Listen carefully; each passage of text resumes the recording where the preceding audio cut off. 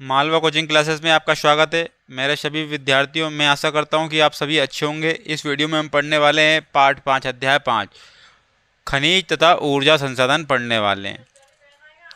अब हम क्वेश्चन देख लेते हैं क्योंकि ये सीरीज चल रही है क्वेश्चन आंसर की। पहला क्वेश्चन देखते हैं, खनिज क्या है। तो खनिज हम देखते हैं, खनिज क्या है। तो भूवैज्ञानिकों के अनुसार खनिज प्राकृतिक रूप से विद्यमान हैं और समरूप तत्व हैं, यानी कुछ ना कुछ उसमें समरूपता होती है, जिनकी एक निश्चित आंतरिक संरचना होती है। खनिज प्रकृति में अनेक रूपों में पाए जाते हैं, जैसे कि कठोर हीरा है, नरम चूना है, चांदी है, कोयला है। तो इस प्रकार से अनेक खनिज भूमि के अंदर पाए जाते हैं। अब और दूसरा क्वेश्चन क्या है कि भूपरपटी क्या है। भूपरपटी पृथ्वी की सबसे ऊपरी परत जिनमें खनिजों का योग हो, खनिजों से बनी हो, वो क्या कहलाती है? वो क्या कहलाती है? भूपरपटी कहलाती है। अर्थात एक दूसरे शब्दों में अगर बताऊं मैं, पृथ्वी की सबसे ऊपरी संरचना जिसमें खनिज पाए जाते हैं और वो चट्टानों में विभक्त होती है, उसे हम भूपरपटी कहते हैं। ये दूसरा टाइप है। अब और बात कर लेते हैं, आर्द्र भूमि क्या है। आर्द्र मतलब होता है नमी वाला क्षेत्र। क्या होता है? नमी वाला। वहाँ भूमि जो समय समय पर जलमग्न हो जाती है, जलमग्न हो जाती है, जैसे कि बाढ़ आती है तो वो जल के अंदर डूब जाती है, अर्थात उसके ऊपर जल भरा जाता है। तो ऐसे लवण, कच्छ, ज्वलनात्मक कच्छ व दलदल सम्मिलित है। अर्थात हम बोल सकते हैं जो कच्छ जो क्षेत्र है ना गुजरात में, वो भी दलदली क्षेत्र है, अर्थात जलमग्न हो जाता है।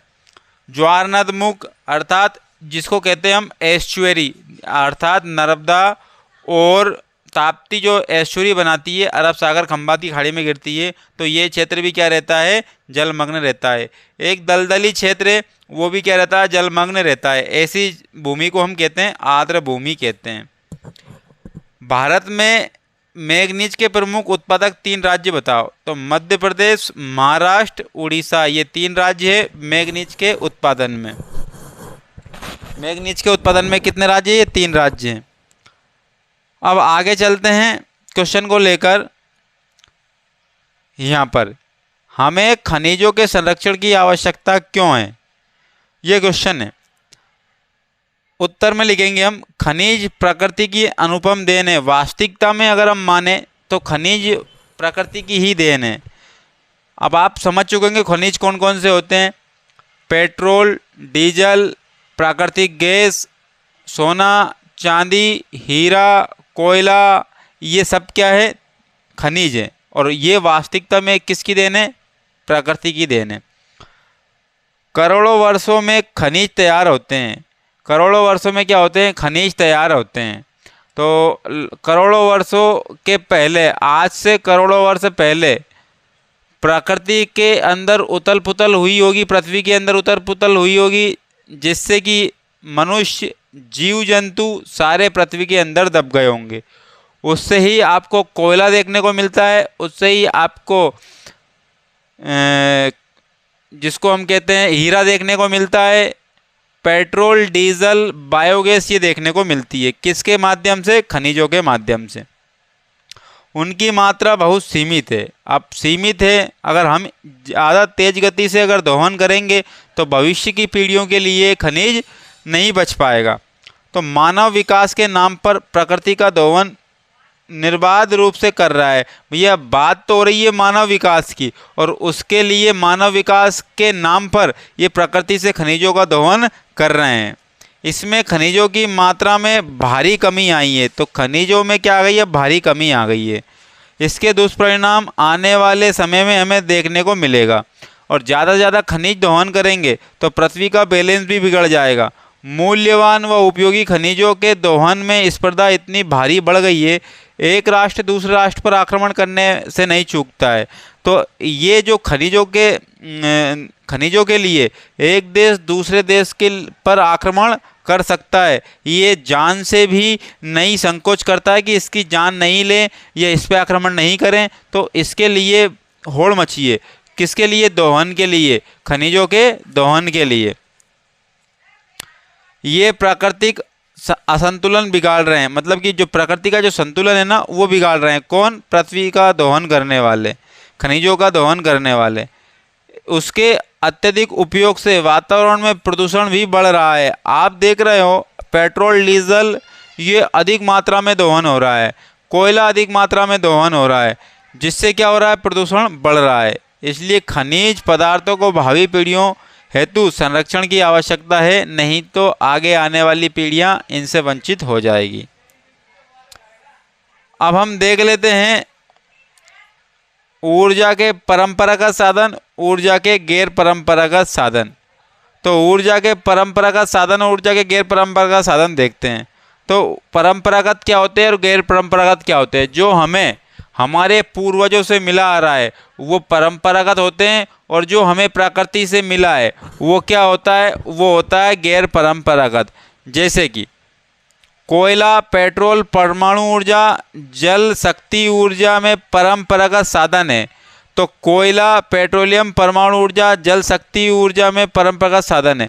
अब ये जो है ना कोयला, डीजल, पेट्रोल, परमाणु ऊर्जा, ये हमें कहाँ से मिला है? प्रकृति के अंदर से मिला, मतलब पृथ्वी के अंदर से मिला है। और ये कब मिला है? जब हमारे पूर्वज जीव जंतु जमीन के अंदर दब गए होंगे, वहीं से ही कोयला बना है और वहीं से ही आप हीरा बना है, वहीं से डीजल पेट्रोल बना है।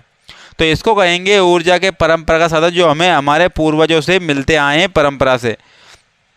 अब गैर परंपरागत समझते हैं। जो प्राकृतिक होते हैं, जो प्रकृति हमें देती है वो गैर परंपरागत होते हैं। जैसे कि सौर ऊर्जा अर्थात सूर्य से प्राप्त ऊर्जा, भूतापी ऊर्जा, ज्वारीय ऊर्जा, पवन ऊर्जा, कूड़े कचरे या गोबर व मल मूत्र से तैयार करने वाली ऊर्जा। ये श्रेणी में जितने भी संसाधन आते हैं वो आते हैं ऊर्जा के गैर परंपरागत साधन में। तो आप सिंपल से एक दो उदाहरण याद रखो, आप एक दो उदाहरण याद रखो। कोयला, डीजल, पेट्रोल परंपरागत हैं, सौर ऊर्जा, भूतापी ऊर्जा, ज्वारीय ऊर्जा, पवन ऊर्जा ये गैर परंपरागत साधन है। जल विद्युत के अतिरिक्त इन सभी साधनों से प्रदूषण फैलता है। जल विद्युत को छोड़ दो, जो जल से बिजली बनती है ना, जल से जो बिजली बनती है उसको छोड़ दो। तो उसके बाद जितने भी मतलब ऊर्जा के साधन हैं उनसे सबसे क्या होता है? प्रदूषण फैलता है। और ये प्रदूषण मुक्त होते हैं क्या? भूतापी ऊर्जा, क्या ज्वारीय ऊर्जा, क्या सौर ऊर्जा, क्या पवन ऊर्जा से क्या होता है क्या प्रदूषण? आप बोलोगे नहीं। अब तीसरा पॉइंट देखो, जल विद्युत को छोड़कर ये साधन अनापूर्ति साधनों की श्रेणी में आते हैं। इनका एक बार प्रयोग करने के बाद दोबारा प्रयोग नहीं कर सकते हैं। तो इन ऊर्जा के परंपरागत साधनों का एक बार दोहन कर लिया तो हम इसे रीयूज नहीं कर पाएंगे। लेकिन ये सभी साधन आपूर्ति श्रेणी में आते हैं और इनका प्रयोग निरंतर संभव है। अर्थात सौर ऊर्जा है कभी भी नहीं कम होगी। आपने उससे अगर इलेक्ट्रॉनिक पैनल अर्थात सौर ऊर्जा वाले पैनल लगा लिए तो इससे थोड़ी ना ऊर्जा कम हो जाएगी। सौर ऊर्जा आप और भी लगा लो। तो ये परंपरागत साधन नहीं है, ये गैर परंपरागत साधन है और ये श्रेणी क्रम में आते हैं अर्थात आपूर्ति साधन। इनकी आपूर्ति अर्थात ये हमारी पूर्ति करते रहेंगे। अब चौथा पॉइंट देख लो, इनका प्रयोग गैर परंपरागत साधनों के बाद आता है। देखो पहले हमें सूर्य प्राप्त हुआ, पहले हमें पवन प्राप्त हुई, पहले हमें जल प्राप्त हुआ, उसके बाद ही हमें क्या प्राप्त हुएंगे? कोयला, डीजल, पेट्रोल। तो हम बोल सकते हैं इनका प्रयोग गैर परंपरागत साधनों के बाद हुआ है और इनका प्रयोग पहले से ही हो रहा है, आदिकाल से चला आ रहा है। सूर्य आदिकाल से चला आ रहा है। अब और देखो आप, हम और क्या देख सकते हैं इसमें, और इम्पोर्टेंट क्वेश्चन कौन सा रहेगा? अब हम ये अगला क्वेश्चन देखते हैं। खनिजों के वर्गीकरण को स्पष्ट करना हमें, तो इस प्रकार से किस प्रकार से स्पष्ट करेंगे हम? तो हमने खनिज को विभक्त किया है 3 भागों में, तो हम थोड़ा सा सरल तरीके से इसको याद कर सकेंगे। तो खनिज को हम 3 तरीके से विभक्त करते हैं, एक तो धात्विक, अधात्विक और ऊर्जा खनिज। धात्विक खनिज जो है ना वो कौन कौन से हैं? तो धात्विक खनिज को भी हमने 4 कैटेगरी में बदल दिया है, जैसे कि लौह धातु, अलोहा, बहुमूल्य और खनिज। तो ये क्या हुआ, बहुमूल्य खनिज होगा, तीन में विभक्त किया, बहुमूल्य खनिज। तो धात्विक खनिज को भी कितने भागों में विभक्त किया, 3 भागों में। तो इतना कुछ कचरा नहीं करना है आपको, सिर्फ खनिज में आपको 3 भागों में विभक्त करना है, धात्विक, अधात्विक और ऊर्जा। तो धात्विक में लिखोगे आप क्या, क्या लिखोगे, लोहा, सीसा, जस्ता, मैग्नीज, बॉक्साइट, सोना, चांदी, प्लेटिनियम आदि। तो हम ये धात्विक में लिख देंगे, ये लोह अलोह में नहीं लिखेंगे हम, टोटल धात्विक में क्या लिख देंगे, सोना चांदी लोहा सीसा जस्ता मैग्नीज बॉक्साइट, ये हम धात्विक में लिख देंगे। अब अधात्विक में कौन सा लिखेंगे, अधात्विक में लिखेंगे हम अभ्रक, नमक, पोटास, सल्फर, चूना, पत्थर, संगमरमर, बलुआ पत्थर, ये सारे के सारे क्या आते हैं, अधातु में आते हैं। अब ऊर्जा के खनिज में भी देख लो, तो ऊर्जा देखो कौन कौन किससे मिलती है, कोयले से मिलती है, पेट्रोलियम से मिलती है और प्राकृतिक गैस से मिलती है। तो हमने ये नॉर्मल से तरीके से ये खनिजों को विभक्त कर दिया है। अब एक क्वेश्चन और अति महत्वपूर्ण हो जाता है कि कोयले के महत्व पर प्रकाश डालते हुए कोयले उत्पादन क्षेत्र का वर्णन कीजिए। अर्थात कोयले के प्रकार हम देखने वाले हैं। तो देखते हैं हम, आधुनिक औद्योगिकरण के शुभारंभ से, जो आधुनिक उद्योगीकरण हुआ है उसके शुभारंभ से विकास का श्रेय कोयले को है। आपने देखा होगा पहले जितनी भी बिजली बनती थी वो कोयले से बनती थी, पहले ट्रेनें चलती थी तो कोयले से चलती थी। तो आधुनिक जो शुभारंभ हुआ था विकास का वो कोयले से शुरू हुआ था। कोयले को उद्योग धंधों का जनक कहा जाता है, मान लेंगे, बिल्कुल मान लेंगे। कोयले का निर्माण वनस्पति के विघटन से हुआ है। मैंने बताया, आपने सुना था कि जो भी जीव जंतु नीचे दबे होंगे उससे क्या बना होगा, कोयला बना होगा। अब आगे चलते हैं, हमने सिर्फ और सिर्फ ये कोयले का जो निर्माण था ना वो देख लिया। अब कोयले के प्रकार देखते हैं। कोयले को हमने 4 भागों में बांटा है, एंथ्रेसाइट, बिटुमिनस, भूरा लिग्नाइट और पीट कोयला। अब देखो, जिसमें जितनी ज़्यादा कार्बन की मात्रा होगी वो उतना ही ज़्यादा क्या होगा, शुद्ध।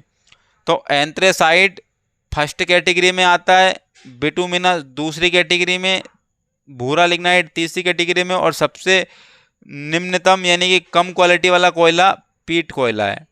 तो देखो, ये सर्वोत्तम कोयला है। भारत में मिलने वाले इस किस्म के कोयले में कार्बन की मात्रा 85 से 95% तक होती है। यह कोयला अत्यधिक कठोर तथा चमकीला होता है। ये जलते समय धुआं नहीं देता है क्योंकि इसमें कार्बन की मात्रा अधिक होती है। तो जो सबसे अच्छा कोयला होगा वो प्रदूषण कम फैलाएगा, जो सबसे कमजोर कोयला होगा वो सबसे प्रदूषण ज़्यादा फैलाएगा। बिटुमिनस हमने देख लिया, ये भारत में मिलने वाले एक किस्म है कोयले की जिसमें कार्बन की मात्रा 85 से 95% पाई जाती है। इसको जलाने पर प्रदूषण कम होता है और ये अत्यधिक कठोर और चमकीला होता है। बिटुमिनस देखो, यह द्वितीय श्रेणी का कोयला है। इसमें कार्बन की मात्रा 70 से 80% होती है। इसका रंग काला होता है। जलते समय धुआं तो देता है लेकिन कम देता है। अब भूरा व लिग्नाइट कोयला देख लो, ये घटिया किस्म का कोयला है। इसमें कार्बन की मात्रा 40 से 55% तक होती है। यह छूने पर हाथ काले हो जाते हैं और जलने पर अत्यधिक धुआं देता है। अब पीट कोयला देखो, यह कोयला का प्राथमिक रूप है। प्राथमिक का मतलब कि जब कोयला बना होगा ना उसमें नमी भी होगी, वो वाला कोयला है।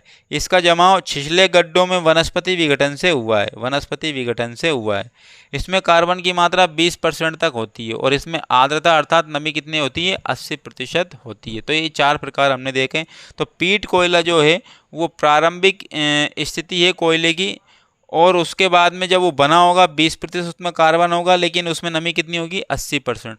उसके बाद सबसे फर्स्ट क्रम में जाता है एंथ्रेसाइट, जिसमें कार्बन की मात्रा 85 से 95% होती है, चमकीला होता है और कठोर भी होता है और ये धुआं नहीं देता है। बिटुमिनस आता है, ये द्वितीय क्रम का होता है। 70 से 80% इसमें क्या पाया जाता है, कार्बन पाया जाता है और जलने पर धुआं कम देता है। और सबसे घटिया क्वालिटी का कोयला भूरा व लिग्नाइट कोयला है। ये जलने पर धुआं देता है और 40 से 55% इसमें कार्बन की मात्रा होती है। तो हमने ये कोयला देख लिया है। अब ये क्वेश्चन भी बढ़िया आ जाता है। ये क्वेश्चन भी देखो आप, कि भारत में पाई जाने वाली लौह अयस्क की 4 खाने या 4 पेटियाँ लिखो। तो बिल्कुल लिख देंगे, उसमें क्या दिक्कत वाली बात है। पहली पेटी उड़ीसा झारखंड पेटी, उड़ीसा झारखंड पेटी। अब मैं आपको बता दूं कि ये राज्य पड़ते कहाँ हैं। तो ये भारत का नक्शा देख रहे होंगे, मैं आपको मैप भरना भी सिखाऊंगा 4 नंबर का जो आता है। तो सबसे पहले तो झारखंड उड़ीसा देखते हैं। क्या देखते हैं? झारखंड और उड़ीसा। तो आप ये क्षेत्र देख रहे होंगे, ये क्षेत्र जो है ना पूरा उड़ीसा का है और ये झारखंड का है। तो उड़ीसा का ये वाला क्षेत्र है और झारखंड का ये वाला।